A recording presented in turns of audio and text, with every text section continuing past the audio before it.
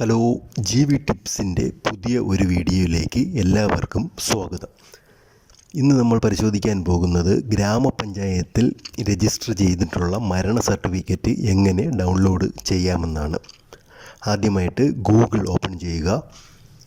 അതിനുശേഷം LIGMS എന്ന് type ചെയ്യുക. അപ്പോൾ സിറ്റിസൺ സർവീസ് പോർട്ടൽ എന്നൊരു വെബ്സൈറ്റിൽ ഓപ്പൺ ആയിട്ട് വരും. അതിൽ ക്ലിക്ക് ചെയ്യുക.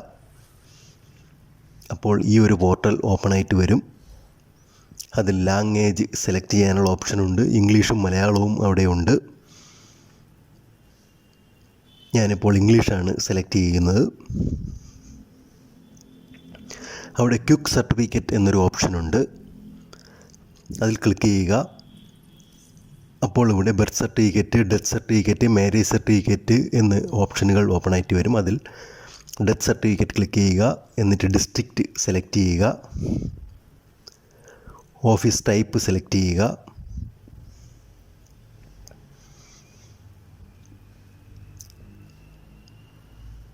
അതിനുശേഷം ഓഫീസ് നെയിം ഏത് ഗ്രാമപഞ്ചായത്താണെന്ന് സെലക്ട് ചെയ്യുക.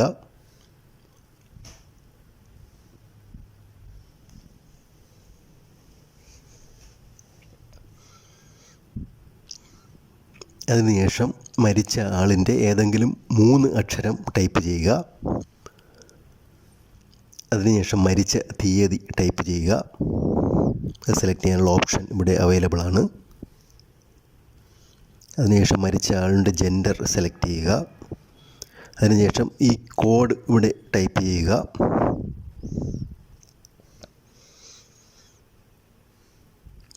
അതിന് സെർച്ച് ക്ലിക്ക് ചെയ്യുക. അപ്പോൾ നമുക്ക് ഇത് ഓപ്പൺ ആയിട്ട് വരും. അത് വ്യൂ ചെയ്തതിന് ശേഷം നമ്മൾ ഉദ്ദേശിച്ച ആളിൻ്റെ സർട്ടിഫിക്കറ്റ് ആണെന്ന് ഉറപ്പുവരുത്തിയതിന് ശേഷം ഡൗൺലോഡ് ചെയ്ത് നമുക്ക് ഉപയോഗിക്കാവുന്നതാണ്.